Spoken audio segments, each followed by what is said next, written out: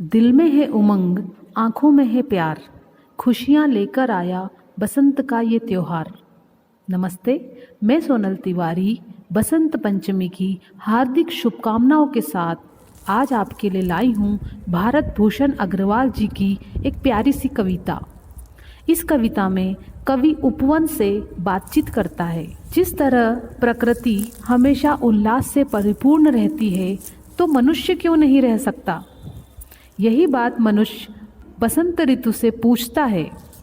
प्रकृति में उपस्थित बसंत उन सवालों के जबरदस्त जवाब देता है।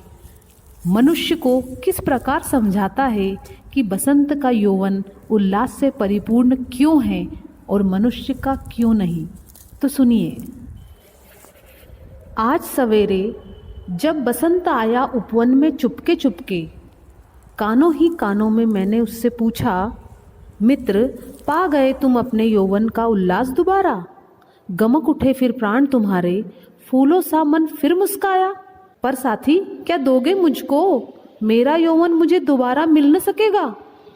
सरसों की उंगलियां हिलाकर संकेतों में वह यूं बोला, सरसों की उंगलियां हिलाकर संकेतों में वह यूं बोला, मेरे भाई, व्यर्थ प्रकृति के नियमों की यूं दो न दुहाई। होड़ न बांधो तुम यूं मुझसे। जब मेरे जीवन का पहला पहर झुलसता था लपटों में, तुम बैठे थे बंद उशीर पटों से घिरकर। मैं जब वर्षा की बाढ़ों में डूब डूब कर उतर आया था, तुम हंसते थे वाटरप्रूफ कवच को ओढ़े। और शीत के पाले में जब गलकर मेरी देह जम गई, तब बिजली के हीटर से तुम सेक रहे थे अपना तन मन। जिसने झेला नहीं, खेल क्या उसने खेला। जो कष्टों से भागा, दूर हो गया सहज जीवन के क्रम से, उसको दे क्या दान प्रकृति की यह गतिमयता, यह नौबेला। पीड़ा के माथे पर ही आनंद तिलक चढ़ता आया है, पीड़ा के माथे पर ही आनंद तिलक चढ़ता आया है।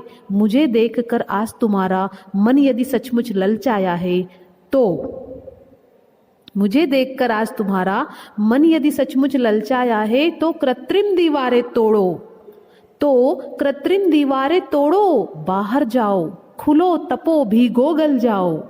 आंधी तूफानों को सिर लेना सीखो, जीवन का हर दर्द सहेजो, स्वीकारो हर चोट समय की, जितनी भी हलचल मचनी है मच जाने दो, रस विष दोनों को गहरे में पच जाने दो।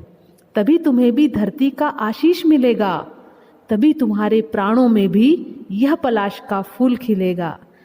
तभी तुम्हें धरती का आशीष मिलेगा, तभी तुम्हारे प्राणों में भी यह पलाश का फूल खिलेगा, यह पलाश का फूल खिलेगा।